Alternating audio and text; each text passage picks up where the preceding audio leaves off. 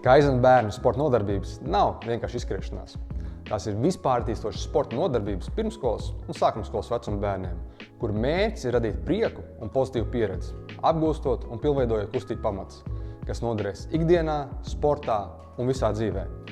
Nodarbībās bērni attīst ne tikai fiziskās prasmes, bet arī pārliecību, disciplīnu, spēju sadarboties un spēju tikt galā ar uzdevumiem. Lai nodrošinātu efektīvas un augstas kvalitātes nodarbības, kas veicina bērnu attīstību un patiku par fiziskām aktivitātēm, Kaizen ievēro sekojušas kritērijus.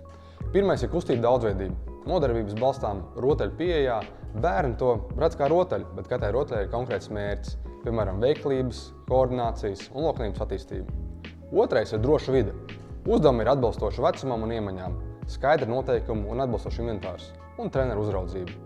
Trešais ir pozitīva sociālā miedarbība. Atbalsts no trenera, bērns attīsta pārliecību, disciplīnu, mācās sadarboties un tikt galā ar uzdevumiem. Bērna vispārējai attīstībai īpaši svarīgs ir pamatkustību prasmes. Tās veido pamatu tam, lai bērns varētu droši un pārliecinoši piedalīties fiziskās aktivitātēs mūža garumā un vēlāk arī apgūt sporta specifiskas kustības. Šīs prasmes mēs iedalām 3 galvenajos virzienos. Pirmais ir pārvietošanās prasmes, piemēram, rāpot, skriet, lekt, mainīt virzienu. Otrais ir priekšmetu kontrole, piemēram, mest, ķert, driblēt.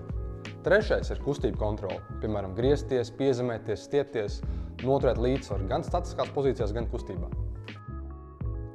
Pirmskolas vecuma bērni ir pilni enerģijas un ziņkārības. Tas ir ideāls brīdis, lai iepazīstinātu viņus ar organizētām fiziskām aktivitātēm, kur galvenais mērķis ir radīt prieku kustībā. Dalību ieskām no 4 gadu vecuma, jo tad bērni spēja labāk. Pirmais, sekot vienkāršiem norādījumiem, piemēram, apstāties uz signālu, ievērot telpās robežas. Numur 2, komunicēt ar treneri, piemēram, atbildēt uz vienkāršu jautājumu vai atkārtot rotaļas noteikumu. Un numur 3, noturēt uzmanību un iesaisti vismaz 30 minūtes strukturētās rotaļās.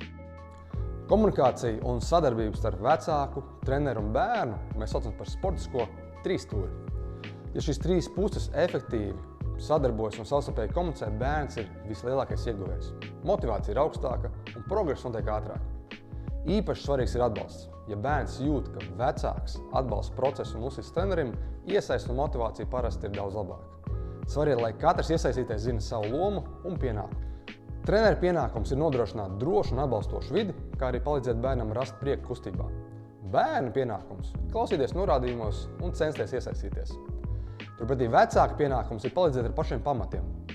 Atbilstošs sporta apģērbs, ūdens pudele, kā arī saulaicīgi nodot informāciju trenerim par veselības niansēm vai citiem būtiskiem apstākļiem. Ja tev ir kādi jautājumi, droši raksti mums uz info@kaizenteam.lv vai atsūti ziņu mums Instagram profilā. Un atceries, jebkura fiziskā aktivitāte šodien ir ieguldījums bērnu veselībā nākotnē.